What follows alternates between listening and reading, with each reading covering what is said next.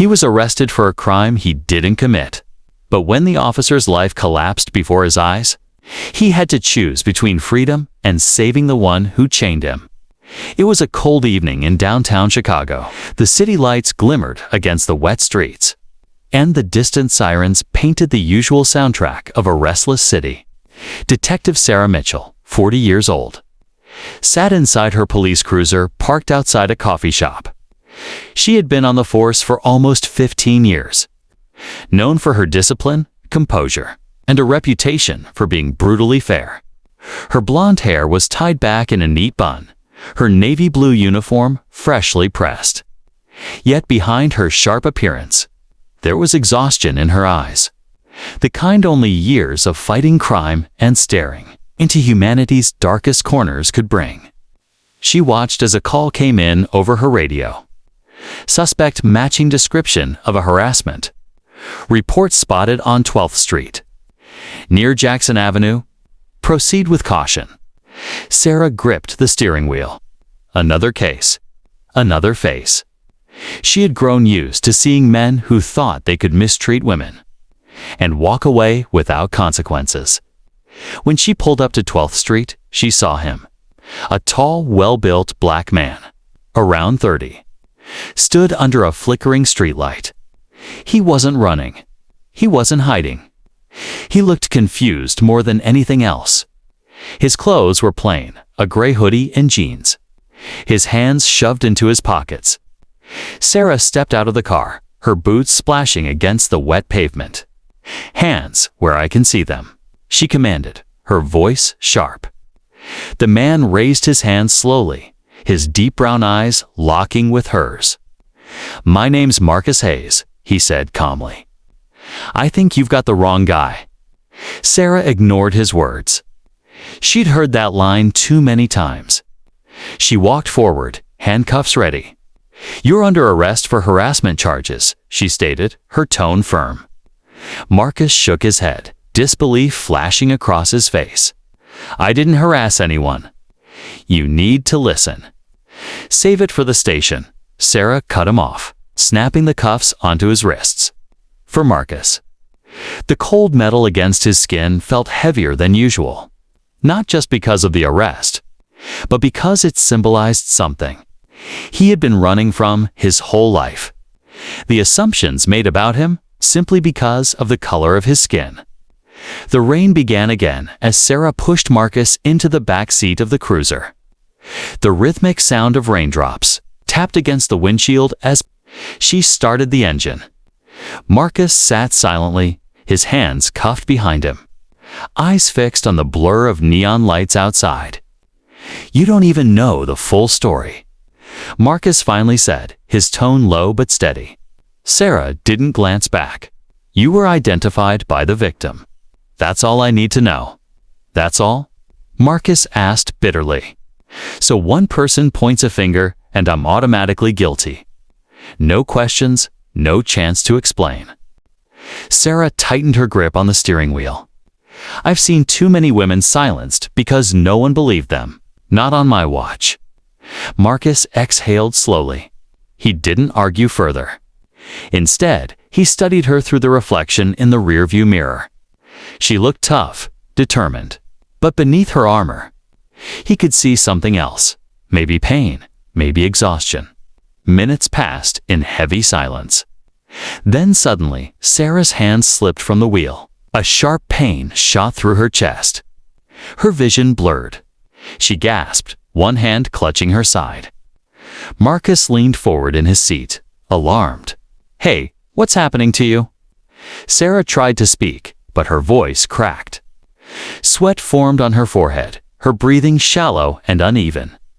The car swerved slightly before she managed to hit the brakes and pull over to the side of the road. Marcus's heart pounded. He was cuffed, trapped, but he could see the officer in front of him. The same officer who moments ago arrested him without a second thought, now trembling, fighting to stay conscious. This was his moment. His chance. The car door beside him wasn't locked properly. With a little force, he could push it open, slip into the rainy night, and vanish. No one would know. No one would care. But Marcus didn't move. His eyes stayed fixed on Sarah, whose breaths were becoming weaker.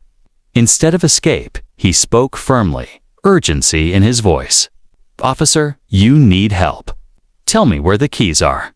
I can't just sit here while you—" Sarah's eyes fluttered, her body slumping forward against the wheel. Marcus pressed his forehead against the partition glass, separating him from the front seat. His fists clenched. In that moment, he had to decide: run for freedom, or save the very person who had put him in chains.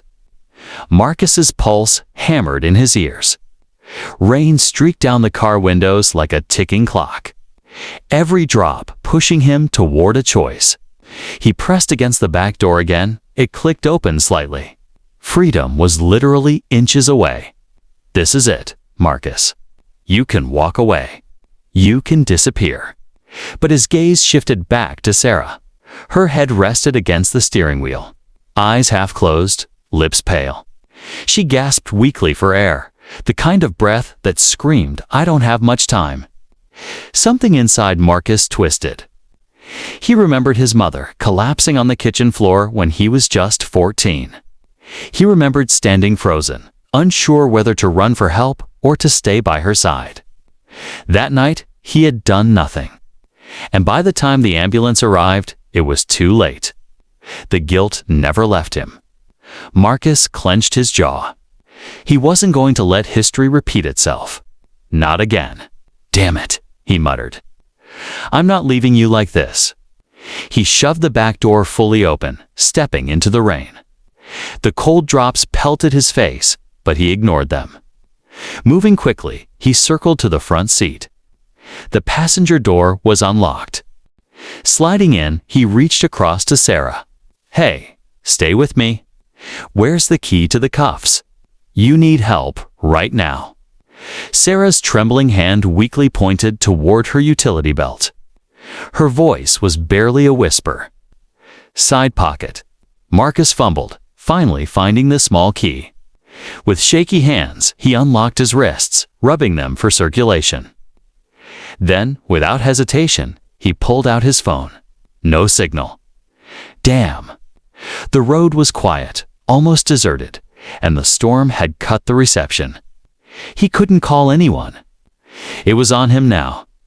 He shifted Sarah gently, her head falling against his shoulder. "You're gonna be okay. I swear, you're not going out like this." Marcus slid into the driver's seat, his hands gripping the wheel of the very car that was supposed to deliver him to jail. Instead, it was about to become an ambulance. The cruiser's tires screeched as Marcus pulled onto the slick highway. His heart pounded as he tried to remember the layout of the city. He had grown up here, but that was years ago. Hospitals had changed. Roads had shifted. "Think, Marcus. Think," he muttered, glancing at Sarah, who was slumped against the seat, her breath shallow. He flicked on the siren, its piercing wail cut through the storm. For once, he wasn't running from it. He was using it. Sarah stirred slightly, her voice hoarse. What are you doing?" "Saving your life," Marcus shot back. "Just hold on, all right?" She tried to protest, her words breaking. "You could have run." "Yeah," Marcus said, his knuckles white on the wheel. "But I've been running my whole damn life. And where has it gotten me? Nowhere. Not this time." The word surprised even him. It wasn't just about her anymore. It was about him, about proving that he wasn't the stereotype. Wasn't the criminal everyone assumed. The hospital lights finally appeared in the distance, a glowing beacon through the sheets of rain. Relief surged through Marcus, but he knew they weren't safe yet.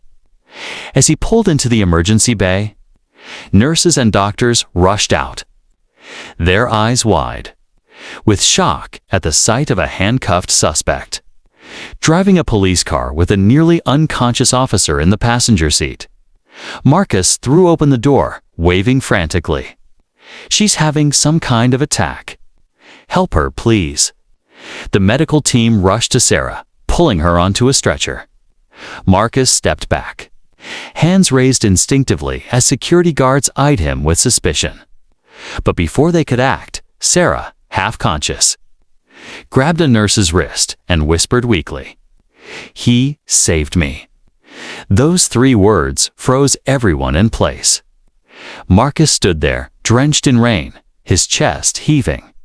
For the first time in years, he wasn't the suspect. He was the savior. Hours later, Marcus sat in a dimly lit interrogation room inside the precinct. His gray hoodie was soaked, and his wrists were once again bound in cuffs. The rain had stopped outside, but the storm inside Marcus's chest hadn't. He stared at the metal table in front of him, trying to replay everything in his head. He had just saved the life of a police officer. And yet here he was, treated the same way as before. The door creaked open. Detective Sarah Mitchell entered, pale but standing. She wore hospital scrubs beneath her uniform jacket, a fresh fur bandage still taped to her arm. She closed the door softly, her eyes locking on Marcus. For a moment, silence hung heavy between them. "You could have escaped," Sarah finally said. Her voice steady but softer than before. "You had the chance. Instead, you brought me to the hospital." Marcus leaned back, arms folded. His tone carried both frustration and dignity. "Yeah, well, guess I didn't feel like watching someone die tonight." Sarah studied him carefully. Her usual tough exterior cracked just enough to reveal gratitude beneath. "You saved my life. That doesn't change the fact that there's still a case against you." Marcus smirked bitterly. "Of course. Doesn't matter what I do, right? To you people, I'm guilty the second I walk in the room." Sarah's jaw tightened. His words cut deep. Because they weren't just accusations, they were truths she had seen, truths she had ignored. "Tell me your side of the story," she said quietly. "This time, I'll listen." For the first time since his arrest, Marcus's eyes softened. Marcus leaned forward, resting his cuffed hands on the table. His voice carried a mix of anger and exhaustion. "I was at that corner because I tutor kids at the community center nearby. I walk home the same way every Tuesday and Thursday. That night, I was just standing there waiting for a bus. Next thing I know, a woman I don't even know points at me and says I followed her. I didn't even speak to her." Sarah listened silently. His words didn't sound rehearsed. They carried the weight of someone tired of fighting battles no one believed he could win. Marcus continued, his tone sharpening. "You know what the worst part is? I don't even get mad anymore. I just expect it. Expect to be mistaken. Expect to be accused. Expect to be treated like I don't matter. People see me, a tall black man in a hoodie, and that's all they need to know. Case closed." The room grew heavier with each word. Sarah wanted to argue, to remind him that victims deserved protection, that procedures mattered. But deep down, she knew Marcus wasn't lying. And she knew she hadn't given him the benefit of the doubt. She took a slow breath. "Marcus, I need to look deeper into this case. Something about the report didn't sit right with me even before I got sick. Maybe I jumped to conclusions." Marcus chuckled dryly. "Maybe? That's your big confession." Sarah's eyes met his, not defensive this time, but filled with a rare humility. "I was wrong not to listen, and I don't say that often." For a brief moment, the walls of mistrust between them cracked. Sarah saw Marcus not as a suspect, but as a man fighting against a system stacked against him. And Marcus saw Sarah not as an enemy, but as someone who might, just maybe, be willing to see the truth. Before either could say more, the door opened. Another officer stepped in, holding a file. "Detective Mitchell," he said, "you're going to want to see this. The surveillance footage from Jackson Avenue just came in." Marcus and Sarah exchanged a look. The truth was about to unfold. The small interrogation room's air grew thick as Sarah opened the folder the officer handed her. Inside were still frames from the surveillance camera near Jackson Avenue. She quickly skimmed through them, her heartbeat quickening. The footage showed Marcus standing under the streetlight, hands in his hoodie pocket, waiting calmly.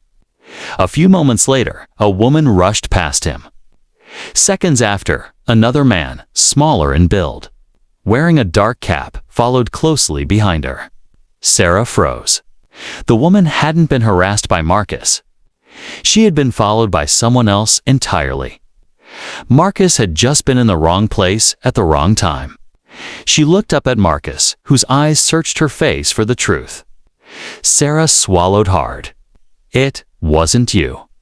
Marcus's jaw tightened. He wanted to be relieved, but anger bubbled under his skin. Do you know how fast you were ready to throw me away? One finger pointed at me, and you never asked a damn question. Sarah closed the file, her voice quieter. You're right. The words hung in the room like a rare confession. For a police officer, especially Sarah, admitting fault wasn't easy. Later that evening, Sarah sat across from Marcus again, this time without the harsh fluorescent lights blinding them. She had ordered the cuffs removed. I owe you an apology, Sarah said. Her voice carried something Marcus hadn't expected: sincerity. Not just because you were innocent, but because I judged you before you even spoke. Marcus leaned back, arms crossed. Apologies don't erase handcuffs. I know, Sarah admitted. But saving me when you had the chance to run. That says more about your character than anything I've seen in this job for years. For the first time, Marcus let the bitterness ease from his face. He looked at her, really looked, and saw not just a cop, but a human being who was learning. Slowly, painfully, to change. Why'd you become a cop? He asked suddenly. Sarah hesitated. Her eyes softened as memories resurfaced. My sister. She was assaulted in college. The guy walked free because no one believed her. I swore I'd never let another woman's voice go unheard. Marcus nodded slowly. He understood her drive now. It didn't excuse her mistake, but it explained her blind spot. You wanted justice for her, Marcus said. But somewhere along the way, you stopped seeing people as individuals. You started seeing categories. The word stung, but Sarah knew he was right. 2 days later, the actual suspect, the man in the cab, was arrested after being identified on the footage. The victim confirmed Marcus was not the one who followed her. Sarah personally delivered the news too.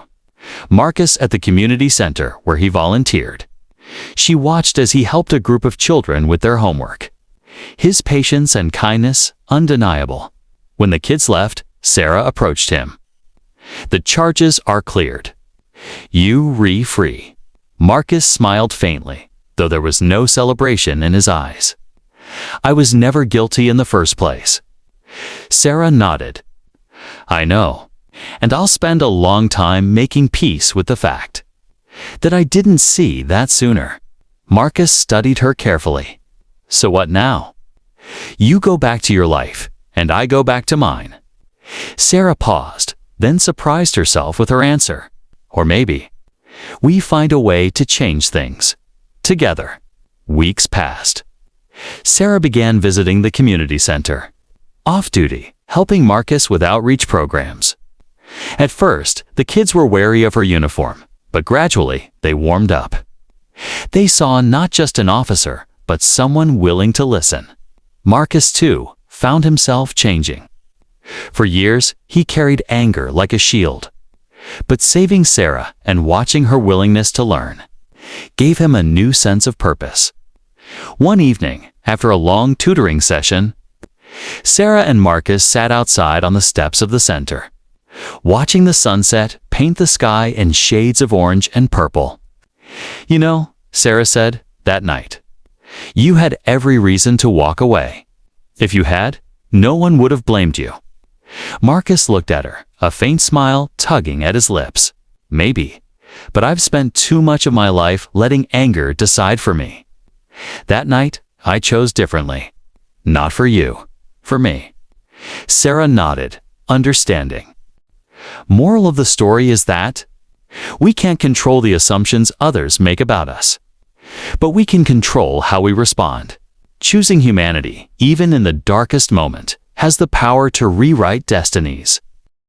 Like, comment, and subscribe the channel for more interesting videos.